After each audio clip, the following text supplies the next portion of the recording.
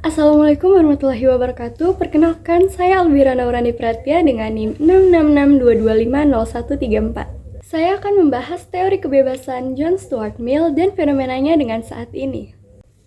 Kebebasan berpendapat merupakan salah satu fondasi penting dalam kehidupan sosial, terutama di era globalisasi seperti sekarang ini. Gagasan tentang kebebasan banyak dipengaruhi oleh pemikiran John Stuart Mill dalam bukunya On Liberty. Mill percaya bahwa setiap individu memiliki hak tersendiri, seperti hak untuk berpikir, hak untuk berekspresi, untuk berbicara, selama tidak merugikan orang lain. Konsep inilah yang dikenal dengan harm principle.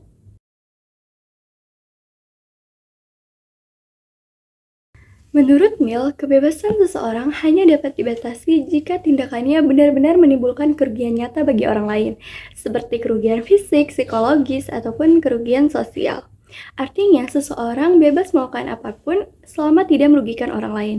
Prinsip ini menjadi landasan bagi masyarakat agar dapat bebas namun tetap aman dan saling menghormati.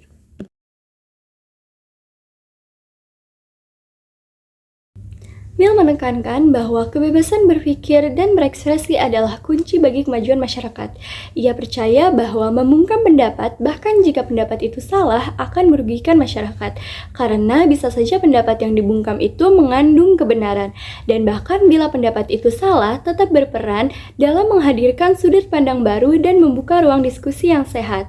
Bagi Mill, kebebasan sosial bukan hanya hak, tetapi motor pendorong perkembangan pengetahuan dan kemajuan masyarakat.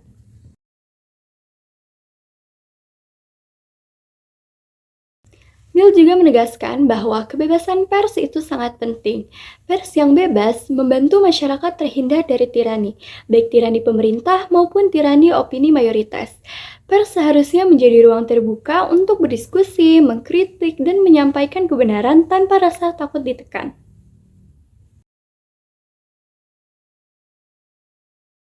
Meskipun kebebasan adalah hak dasar bagi setiap manusia, namun praktiknya masih sering terhambat, termasuk di Indonesia. Salah satu contoh adalah kasus Bima Yudho Saputro, mahasiswa asal Lampung yang mengunggah video kritik mengenai daerahnya.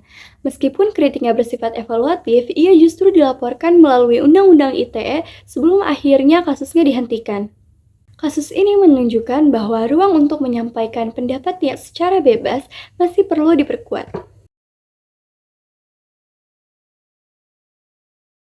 Di sisi lain, media sosial yang seharusnya menjadi ruang terbuka justru malah menjadi tempat munculnya ujaran kebencian atau hate speech. Ini jelas melanggar harm principle karena kebebasan digunakan untuk merugikan orang lain. Kebebasan pers juga masih menjadi perhatian. Tidak sedikit jurnalis yang mengalami tekanan politik, ancaman digital, atau bahkan ancaman fisik ketika mengangkat isu-isu sensitif. Seperti yang terjadi pada jurnalis Tempo, Francisca Christy Rosana, yang mengalami teror berupa teror fisik dan teror digital yang serius karena mengangkat isu-isu politik dengan pendekatan kritis. Hal ini menggambarkan bahwa perlindungan terhadap kebebasan pers masih belum maksimal. Dari semua fenomena ini, kita dapat melihat bahwa pemikiran John Stuart Mill tetap sangat relevan. Harm principle mengajarkan kebebasan berarti bukan kebebasan tanpa batas. Kita bebas berbicara, berpikir, berekspresi selama tidak merugikan orang lain. Namun di saat yang sama, masyarakat dan negara harus memastikan bahwa kebebasan berpendapat dan kebebasan pers tetap dilindungi, karena keduanya merupakan pilar utama demokrasi yang sehat. Itulah pembahasan mengenai teori kebebasan John Stuart Mill dalam bukunya On Liberty dengan fenomena saat ini.